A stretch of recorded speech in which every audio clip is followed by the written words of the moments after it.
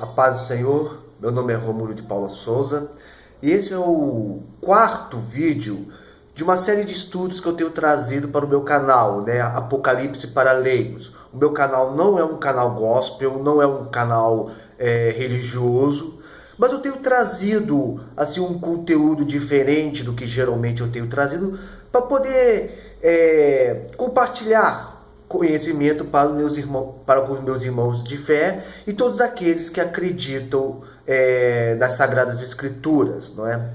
Como eu disse, esse é o quarto vídeo que eu faço esse estudo, né? Se você está me assistindo e não assistiu os outros dois, vá lá, entra no meu canal, que você vai encontrar os outros 3 estudos que eu trouxe anteriormente, né?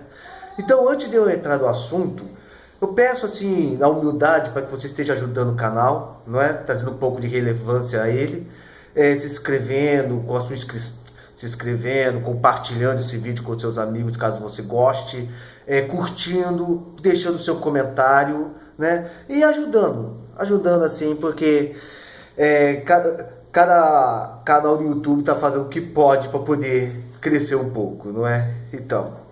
Então, continuando assim o nosso estudo, no último vídeo, eu completei o primeiro capítulo de Apocalipse, né? E desses 3 vídeos eu falei sobre sobre a visão do Cristo glorificado, expliquei a importância do número 7 na Bíblia, falei acerca de João, se seria João o apóstolo ou outro João que teria escrito o Apocalipse, por que Deus decidiu enviar essas revelações ao seu povo. Então assim, cara, todo o capítulo 1 eu tentei de maneira rápida assim destrinchar um pouco os significados, lembrando que a Bíblia, que o Apocalipse principalmente, é um livro recheado de simbolismos, de figuras de linguagem, né? João o tempo todo pegava as coisas que existem no nosso mundo para poder explicar as coisas que ele via das revelações que Deus o enviava, não é? Então, só explicando, meus vídeos eles não são editados, então de vez em quando eu tenho que dar umas pausas nele, né? Meu canal ele é simples. Então, continuando o estudo, eu decidi fazer um pequeno parêntese entre o capítulo 1 e o capítulo 2, nessa sequência, para explicar uma coisa que vai ser muito necessária ao longo dos estudos, que é acerca do arrebatamento, não é? E as semanas de Daniel, né? É importante ter esse pequeno entendimento para que você não se perca, né? A visão que eu trago, né? Existem várias vertentes apocalípticas, escatológicas, né? Explicando acerca das escrituras, né? Alguns, por exemplo, creem que o arrebatamento vai vir antes da grande tribulação, outros creem que vai ser durante, outros creem que vai ser depois, né? Aí você me pergunta, então qual é a certa? Filho, é difícil. Acho que só Deus realmente sabe. Para nós que somos humanos, a única coisa que podemos fazer é pegar as escrituras, os versículos, e procurar um entendimento debaixo da revelação do Espírito Santo, através dos estudos e tudo mais, né? Então, crer numa vertente não quer dizer que a outra esteja errada, porque às vezes o mesmo versículo que defende uma vertente também defende a outra, né? E assim, é muito complicado, cara, é muito complicado. Eu, por exemplo, eu sou um pré-milenista, ou também chamado pré-tribulacionista. Eu acredito que o arrebatamento virá antes da grande tribulação. Mas é claro, também não descarto as vertentes que falam que vai vir durante ou depois. Eu não descarto, né? Mas eu me apeguei mais a uma, para ter tipo assim um norte, né? E o importante, por essa razão, quando você estuda o Apocalipse, você tem que ter uma mente aberta, né? Porque tem muitas pessoas que às vezes se apegam tanto a uma vertente, né? Ah, quem vai ser as 2 testemunhas? Aí um fala que é Elias e Moisés. Aí o outro fala que as 2 testemunhas seria Moisés e Josué, por exemplo. Aí a pessoa já acha que o outro está blasfemando. Não, não é assim, porque não é isso que está escrito nas escrituras. Você tem que entender uma coisa. Profecias, você tem que ter uma mente aberta, né? revelações, essas coisas, entendeu? Você não pode levar tudo da maneira literal. Você tem que ter discernimento, né?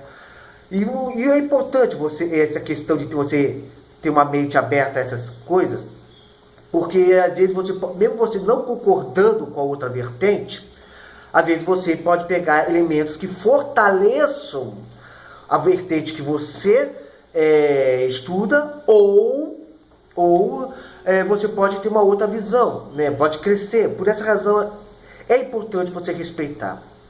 E o que nós vamos falar sobre o arrebatamento depois dessa longa introdução, não é? O arrebatamento, se você procurar na Bíblia a palavra arrebatamento, você não vai encontrá-la. Arrebatamento é uma palavra muito moderna, praticamente nem existia no grego da época que o Apocalipse foi escrito, né? Tanto é que todas as vezes que a Bíblia fala que houve um arrebatamento, né, Deus usa outras palavras, como tomou para si, né, desapareceu e tudo mais. Mas para entender um pouco sobre o arrebatamento, vamos lá em Mateus capítulo 24, versículo 36, que Jesus diz assim, ó, essa aqui é aquela famosa princípios das dores, né, que Jesus tanto falava. O capítulo 24 é um capítulo profético de Cristo. Jesus diz assim, Jesus continuou dizendo, mas ninguém nem sabe o dia nem a hora em que tudo isso vai acontecer. Nem os anjos do céu, nem o Filho, mas somente o Pai. A vinda do Filho do Homem será como aquilo que aconteceu no tempo de Noé. Pois antes do dilúvio, o povo comia e bebia, e os homens e as mulheres casavam até o dia em que Noé entrou na arca. Porém, não sabiam o que estava acontecendo até que veio o dilúvio e os levou todos. Assim também será a vinda do Filho do Homem. Naquele dia, 2 homens estarão trabalhando na fazenda.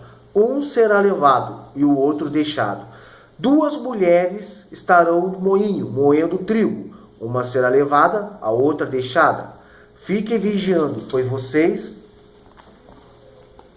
não sabem que dia vai chegar o seu Senhor. Lembre-se disso. Se o dono da casa soubesse quando ia chegar o ladrão, ficaria vigiando e não deixaria que a sua casa fosse arrombada. Por isso vocês também fiquem vigiando, pois o Filho do Homem chegará na hora em que vocês não estiverem esperando. Ou seja, aqui Jesus fala sobre a sua vinda, né? E assim, cara, uma coisa que Jesus deixou bem claro, né? Nos últimos tempos, a gente sempre ouve falar de pessoas falando que o mundo vai acabar e tudo mais. Eu acho que a figura mais conhecida dos nossos tempos é aquele Nostradamus, que o mundo não vai chegar em 2000. Aí que acontece, no Réveillon, chegou em 2000, aí veio um monte de seguidor dele falando, não, isso aí foi mal interpretado, vai ser em 2000 e tanto. Chegou na época, cara, segundo Nostradamus, a gente já passou por umas 3 ou 4 destruições globais, ou seja, nós passamos por 4 apocalipses e a gente nem percebeu, o mundo já acabou e nem percebeu, segundo Nostradamus, né? E muitos outros falam, né, que o tempo está chegando e tudo mais. Mas Jesus deixa cá, somente o Pai sabe a hora. Nesse momento, Jesus fala, somente naquele dia e a hora, nem os anjos sabem, somente o Pai. Não é? E é importante desse versículo que Jesus fala, fiquem vigiantes, vigiem. Ninguém sabe a hora que o seu Senhor vai voltar. Jesus pode voltar ainda daqui a 10 anos, no próximo século, ou então pode voltar amanhã, ou pode voltar hoje, ou talvez eu nem termine de gravar esse vídeo, né? Mas uma coisa que você tem que entender é o seguinte, o arrebatamento vai acontecer, né? Os apóstolos colocaram isso como uma coisa que não figurativa, mas literal. E a Bíblia não fala de outros momentos que houve o arrebatamento, né? Lá em Gênesis, por exemplo, né? O primeiro caso de arrebatamento, como eu já falei, você não vai encontrar a palavra arrebatamento da Bíblia. Só para deixar bem claro, você não vai encontrar essa palavra, né? Talvez versões mais atuais, né, da Bíblia e tudo mais, então eu até coloco essa palavra, não é, cara? Porque, aliás, eu não gosto muito das versões novas que escrevem a Bíblia, sabe? Então, às vezes você pega um livro, um versículo da Bíblia, da versão clássica, né?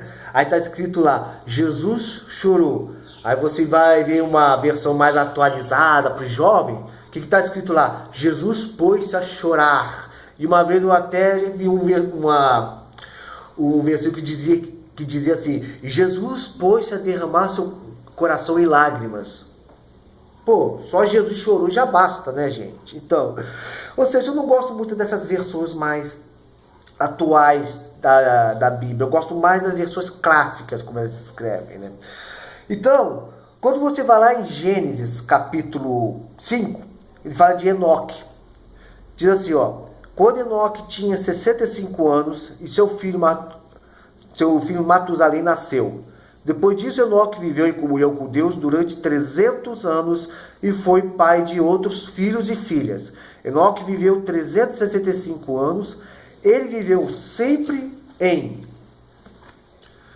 comunhão com Deus e um dia desapareceu, pois Deus o levou, né?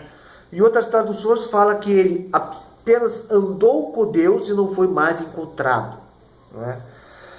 E esse foi o único, ou seja, Enoque parece que foi o único personagem nessa lista, né, de descendentes de Adão que não morreu. E também não teve uma longa passagem pela Terra, já que muitos morreram aos 969 anos, como seu filho Matusalém, 930. Ele ficou poucos anos, só 365 anos, né? Então, foi um jovem mancebo quando foi arrebatado.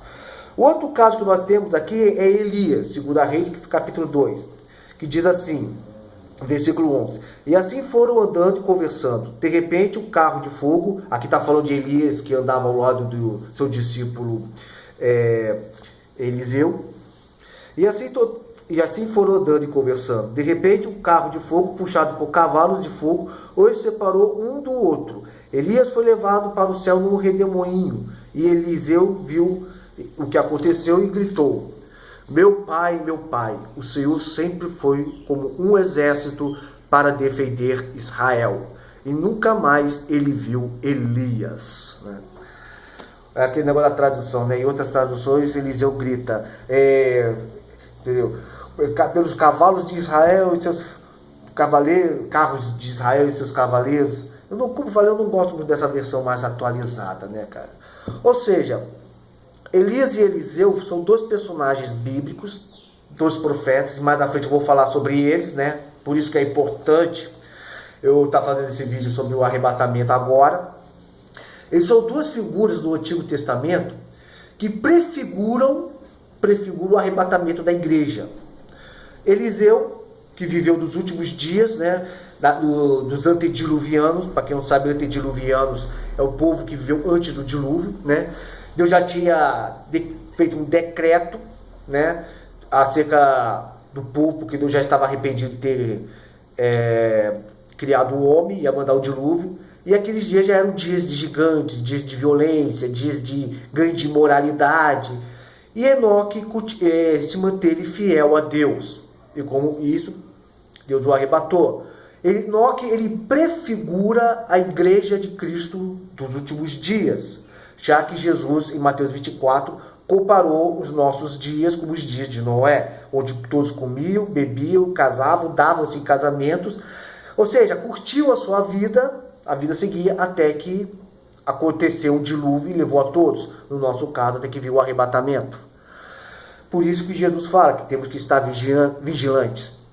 Elias já prefigura a igreja de Cristo que é perseguida. Quem conhece a história de Elias sabe que Elias andou com Deus, foi fiel, obedeceu a vontade do Senhor, profetizou contra Acabe, profetizou a seca, orou e a chuva voltou, fez fogo descer do céu, foi perseguido por Jezebel. Então Elias, ele prefigura a igreja dos últimos dias, a igreja que vai estar lutando contra a idolatria, lutando contra o pecado, querendo exortar o seu povo, sabe? fazendo milagres e tudo mais, e com todas as obras que está acontecendo, está sofrendo perseguição. E no meio dessa perseguição, a igreja de Cristo será arrebatada. Ou em outras palavras, Elias e Eliseu são duas figuras, dois personagens do Antigo Testamento que fazem uma figura da igreja de Cristo hoje, que evangeliza, que leva a palavra de Deus, que faz o serviço de Deus, serviço esse de levar a sua palavra, de trazer pessoas para Cristo, e que nos últimos dias, debaixo de perseguição, debaixo de preconceito, que igreja que antecederiam dias terríveis, Cristo o levará, né? Então, assim, é fato isso. Muitos de nós cansamos de ouvir já pessoas falando que esses são os últimos dias de guerra e rumores de guerra. Muitos falavam de guerra, rumores de guerra no mês passado, janeiro, né? Com aquela questão de Irã, Estados Unidos versus Irã, se vai ter ou não uma terceira guerra mundial. Depois veio aquela questão do coronavírus, né? Que tá aí todo mundo preocupado. Se vai estar chegando no Brasil ou não, que já infectou várias pessoas, né? Nós vimos muitos desastres naturais ao longo dos últimos anos, sabe? Violência aumentando, esfriamento do amor. Tudo isso Jesus falou que aconteceria nos últimos dias, né? Então, os últimos dias para a igreja de Cristo não serão dias assim, vamos dizer, que você vai ficar só cantando vitória, entendeu? Só glória, glória, aleluia e tal. Não, é dia de trabalho, é dia para nós fazermos a vontade do Senhor, porque temos que estar vigilantes, né? Teve uma pessoa que uma vez falou, interessante, que eu estava lendo uma vez, esse autor dizia o seguinte, que se não tivesse acontecido o pecado de Adão e Eva, se Adão e Eva não tivessem comido do fruto, quando o homem chegasse até um período da vida, ao invés dele morrer, ele seria arrebatado a Deus. E eu achei interessante, apesar que eu creio outra coisa, em um outro destino para a raça humana, né, cara? Destino esse que eu vou falar futuramente. Mas o fato é o seguinte, é importante você ter noção que estamos nos últimos dias e que Jesus vai arrebatar a sua igreja. E por que Jesus vai arrebatar a igreja?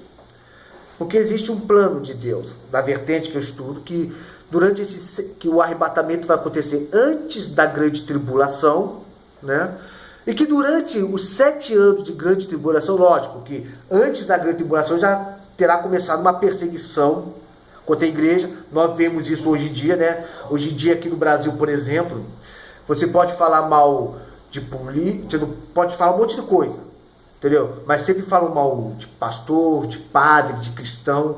A igreja de Cristo é ridicularizada. Nós temos aí grupos como Porta dos Fundos que vivem achicoalhando a fé cristã. Nós temos aí grupos socialistas, grupos de esquerda, né? Eu falo muito disso no meu canal, assim, que querem manipular, entendeu? Ultimamente o Lula está querendo convencer os cristãos protestantes de que, não, que seria pastor.